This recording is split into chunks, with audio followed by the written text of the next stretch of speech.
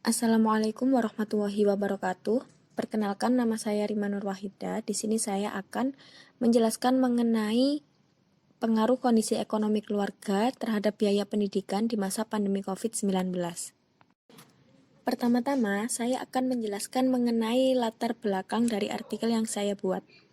Pandemi COVID-19 telah menyebar ke seluruh penjuru dunia, termasuk Indonesia. Efek dari pandemi menyebabkan perekonomian nasional turun sampai dengan minus 5,23%. Di Desa Ndriorejo, Kecamatan Ndriorejo, Kabupaten Gresik, pandemi COVID-19 menyebabkan banyak pengusaha, baik dari usaha kecil, menengah, maupun besar, mengalami gulung tikar. Pengaruh langsung pandemi COVID-19 ke masyarakat menengah ke bawah adalah masalah keuangan keluarga.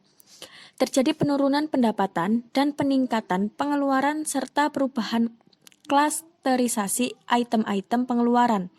Kuota internet telah menjadi salah satu pengeluaran yang wajib yang menambah biaya pendidikan. Masalah utama dalam sebuah keluarga yang selalu ada adalah seputar keuangan. Nah, hal tersebut dapat terjadi karena kekurangan uang, kelebihan uang, atau karena bingung bagaimana mengatur uang bagi orang yang penghasilannya pas-pasan. Sedangkan kebutuhan selalu melebihi pemasukan. Sebuah keluarga dikatakan bahagia jika memiliki kebutuhan keuangan yang baik. Banyak ungkapan yang mengatakan uang bukan jaminan kebahagiaan, tetapi pada kenyataannya tanpa uang, sebuah keluarga sangat susah untuk mendapatkan kebahagiaan. Adapun tujuan dari penyusunan artikel ini adalah untuk menunjukkan penurunan kondisi keuangan terkini di masyarakat. Objek dari penelitian ini adalah golongan masyarakat menengah ke bawah. Nah, dalam penulisan artikel ini, metode yang saya gunakan adalah metode kualitatif deskriptif, di mana observasi melalui wawancara terbatas dengan mengamati dan mendatangi serta berdiskusi dengan masyarakat secara langsung. Masyarakat juga diminta mengisi kuesioner online melalui link Google Form untuk mengurangi kontak fisik. Penentuan jumlah sampel dilakukan dengan metode evidential sampling. Dari hasil penelitian serta pengumpulan data dari responden dan analisis deskriptif didapatkan hasil penelitian bahwa 60% responden bekerja sebagai karyawan. Artinya pada umumnya masyarakat Kota Gresik mayoritas bekerja sebagai karyawan swasta dalam berbagai sektor usaha. Pada saat wawancara dan dalam kuesioner, pendapatan responden rata-rata berkisar sebanyak 4,1 juta rupiah per bulannya, tetapi ada sekitar 20% yang pendapatannya di bawah 1 juta. Manajemen pembiayaan sekolah merupakan daya ungkit mutu sekolah karena dana merupakan unsur operasional penting selain unsur sumber daya manusia, bahan, dan alat, pasar sumber daya manusia, dan metode pengelolaan. Berbagai upaya dilaksanakan oleh pengelola sekolah untuk mencapai efektivitas pendanaan seperti perencanaan dengan musyawarah dengan semua warga sekolah, alokasi yang berdasar pada standar pembiayaan untuk menciptakan mutu pembelajaran, ada pengawasan intern dan ekstern, membentuk kepemimpinan yang konstruktif yang dapat mendorong pemahaman pembiayaan seluruh warga sekolah, transparansi, dan tanggung jawab. Permasalahan akan kurangnya dana pendidikan juga dialami oleh sekolah swasta. Berdasarkan Undang-Undang Sistem Pendidikan Nasional Nomor 20 Tahun 2003, masyarakat memiliki peran dalam mendukung sumber daya keuangan madrasah. Masyarakat yang berperan secara perseorangan, kelompok, keluarga, organisasi, profesi, pengusaha, organisasi kemasyarakatan.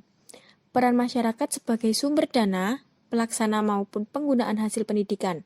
Keterbukaan penggunaan dana pendidikan diperlukan untuk meningkatkan partisipasi warga negara. Masyarakat juga dilibatkan dalam sosialisasi dan pelaksanaan kebijakan pendidikan. Dalam kondisi seperti ini, pendidikan berada dalam era otonomi. Pembiayaan tidak hanya menjadi tanggung jawab pemerintah pusat, namun merupakan tanggung jawab semua pihak, yaitu pemerintah daerah dan masyarakat. Dengan kondisi tersebut, sekolah diharapkan memiliki kemandirian, kreativitas, inovasi dalam mengelola sumber daya keuangan. Namun demikian, masih belum sepenuhnya memperkuat upaya secara kelembagaan bahwa pengelola belum memiliki perubahan orientasi pembiayaan pendidikan. Pengelola sekolah masih mengandalkan pendanaan dari pemerintah untuk sekolah negeri, untuk sekolah swasta masih mengandalkan dana dari orang tua siswa. Sekolah beradaptasi dengan berbagai tantangan, mengkondisikan siswa dan guru dalam kerangka pembelajaran jarak jauh, memberikan pemahaman dan komitmen bersama kepada orang tua untuk mendampingi siswa belajar.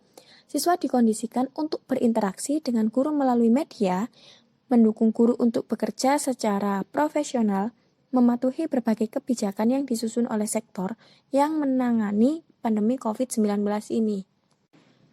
Kegiatan belajar mengajar pada saat ini dilakukan secara daring, otomatis semua serba terbatas. Terlebih lagi ada tambahan biaya untuk membeli kuota internet. Jika siswa tidak memiliki kuota internet, maka mereka tidak akan bisa sekolah. Biaya pengeluaran untuk kebutuhan tak terduga bertambah lagi. Pada saat ini, pemerintah ikut turun tangan untuk membantu anak sekolah dengan memberikan bantuan kuota gratis. Tetapi masih banyak masyarakat yang mengeluh karena tidak semua siswa mendapatkan bantuan kuota tersebut. Dari jawaban responden, biaya kebutuhan pangan untuk satu keluarga sebagian besar berkisar antara 2-3 juta rupiah atau hampir 50% dari UMK Kota Gresik. Ada beberapa faktor yang peningkatan biaya kebutuhan pangan. Salah satunya diliburkannya anak-anak sekolah dan kenaikan harga beberapa komoditas pangan. Jika hal ini dikaitkan dengan kebijakan bantuan sembako pemerintah Kota Gresik, tentunya sangat tepat untuk dilanjutkan. Nah, salah satu hal yang menarik di masa pandemi ini adalah penurunan biaya untuk pembelian rokok. Dari wawancara terbatas, masyarakat dalam hal ini, bapak-bapak perokok mulai berpikir untuk mengurangi dan berhenti merokok. Ini adalah temuan yang cukup menarik, bukan? Tentunya, para perokok akan lebih realistis untuk memenuhi kebutuhan lain yang dirasakan lebih penting. Dari responden yang memberikan jawaban, sebagian besar telah memiliki rumah sendiri dan lunas. Banyak juga responden yang mengungkapkan jika tagihan listrik dan air menunjukkan kenaikan. Namun, kenaikan tagihan masih dalam taraf wajar karena kenaikan penggunaan. Dapat diperkirakan bahwa biaya perjalanan masyarakat berkisar antar 100 sampai 300 ribu. Dari wawancara, banyak masyarakat yang berusaha mencari tambahan penghasilan. Ada yang mencoba menjadi ojek online, penjual keliling, menitipkan makanan kecil ke warung, dan sebagainya. Dari hasil jawaban responden dan wawancara terbatas, bahwa tidak ada pengurangan biaya pendidikan sekolah. SPP dan lain-lain tetap membayar seperti biasa. Namun, karena pembelajaran daring, maka memerlukan tambahan biaya untuk pembelian kuota yang cukup besar. Di sekolah swasta ada yang mengharuskan pembelajaran dengan video conference.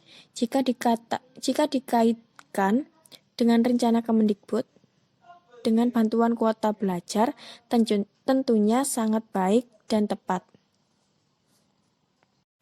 Sekian presentasi dari saya, kurang lebihnya mohon maaf. Wassalamualaikum warahmatullahi wabarakatuh.